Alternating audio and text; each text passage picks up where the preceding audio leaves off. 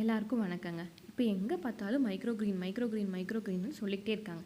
சரி நம்ம அதையே செஞ்சு பார்த்துரலான்னு நம்ம சர்ச் பண்ண பார்த்தா தெரிஞ்சுது அது கண்ணுக்கு நல்லதாமாங்க, ஹார்ட்டுக்கு நல்லதாமாங்க, இம்யூனிட்டி ரைஸ் பண்ணுமாமாங்க அப்படின்னு என்னென்னமோ போட்டுட்ருக்குறாங்க. சரி நம்ம செஞ்சே பார்த்துரலான்னு சொல்லிட்டுங்க வீட்டில் ஒரு வேஸ்ட் டப்பா இருந்துச்சுங்க. அதை எடுத்து கோகோ பித் ஃபில் பண்ணி நான் 2 சீடு எடுத்துக்கிட்டேன். கடுகு, சப்ஜா சீடு. நைட் ஊற போட்டு காலையில் எழுந்திரிச்சு அந்த சீடை வந்து கொக்கோ பித்துக்குள்ளே போட்டு அதுக்கு மேலே கொஞ்சம் கொக்கோ பித்து போட்டு ஃபில் பண்ணி வச்சிட்டிங்கன்னா ஒன்றாவது நாளில் கடுகு நல்லா முளைக்க ஆரம்பிச்சிட்டாங்கங்க.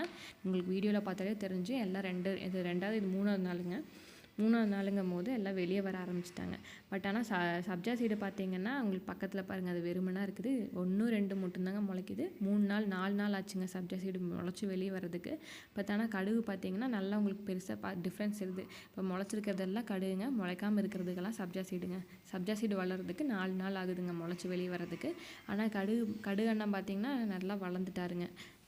இது வந்து 5வது நாளுங்க. 5வது நாள் பார்க்கும்போது இவ்வளோ தூரம் வளர்ந்துட்டாங்க. ஆனால் நம்ம வந்து 7 நாளுக்கு அப்புறம் அதை வந்து கட் பண்ணி எடுத்தால் போதும்னு சொல்லிட்டாங்க.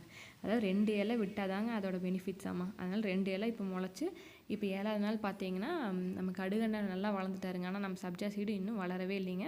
சரி இதுவும் நல்லா தான் போச்சுங்க. கடுகு ஃபஸ்ட்டு யூஸ் பண்ணிவிட்டு அதுக்கப்புறம் சப்ஜா சீடை யூஸ் பண்ணிக்கலாம் இல்லைங்களா. இப்போ கடுகு 7வது நாளில் நல்லா இப்படி க்ரோ ஆயிடுச்சுங்க. இதை நம்ம என்ன பண்ணால் கட் பண்ணி நம்ம குக்கிங்க்கு யூஸ் பண்ணிக்கலாங்க. இதை யூஸ் பண்ண கொஞ்சம் தான் யூஸ் பண்ண முடியும். அதுக்கப்புறம் நம்ம சப்ஜா சீடுக்கு போய்க்கலாம். தேங்க்யூங்க.